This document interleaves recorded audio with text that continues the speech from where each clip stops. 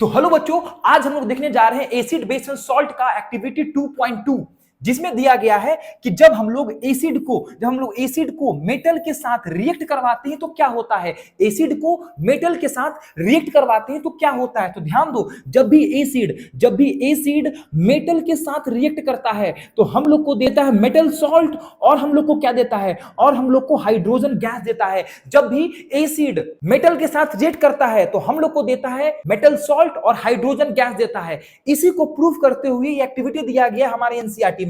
देखो जरा सा क्या क्या लिया गया है। सबसे पहले जो है जिंक ग्रेन्यूल्स लिया गया है, यानी कि जिंक का छोटा छोटा टुकड़ा लिया गया है, और हाइड्रोक्लोरिक एसिड लिया गया है। और जब हम लोग क्या किए हैं, जब हम लोग इस हाइड्रोक्लोरिक एसिड में जिंक का टुकड़ा डाल देते हैं तो हम लोग को देखने को मिलता है कि इसके ऊपर छोटे छोटे बबल्स जो है वो उठने लगे हैं।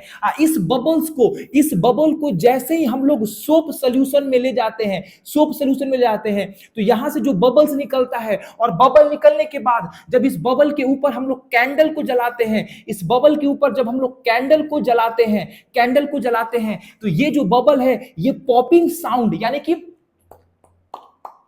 पॉपिंग साउंड आवाज निकाल के फूट जाता है। पॉपिंग साउंड आवाज निकाल के फूट जाता है। यानी कहने का मतलब क्या है, जरा देखो एक्टिविटी में क्या लिखा हुआ है।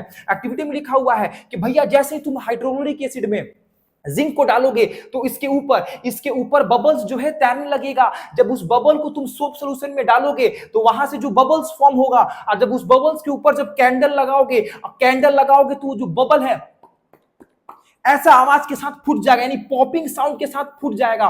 तो आखिरकार उसमें पॉपिंग साउंड क्यों निकल रहा है, क्योंकि वो जो बबल्स है वो बबल्स बना हुआ था हाइड्रोजन से। वो बबल्स जो है वो हाइड्रोजन से बना हुआ था, और हाइड्रोजन हमेशा पॉपिंग साउंड के साथ निकलता है या फिर जलता है। याद रहे क्यों बबल्स निकला, क्यों पॉपिंग साउंड के साथ हुआ, क्योंकि इसमें हाइड्रोजन गैस निकल रहा था। और इस एक्टिविटी से हम लोग को क्या सीखने को मिला कि जब हम लोग मेटल यानी कि जिंक और एसिड यानी कि सल्फ्यूरिक एसिड यहां पे हम लोग लिए थे, तो हम लोग का क्या निकला, यहां से H2 मतलब हाइड्रोजन अलग हो गया, और Zn जो है SO4 के साथ ZnSO4 बनाया, जिसका नाम है जिंक सल्फेट। ये है सल्फेट और ये है जिंक सल्फेट बनाता है और हाइड्रोजन गैस रिलीज करता है। कहने का मतलब क्या है कि जब एसिड मेटल के साथ रिएक्ट करता है तो मेटल सॉल्ट बनाता है और हाइड्रोजन गैस रिलीज करता है।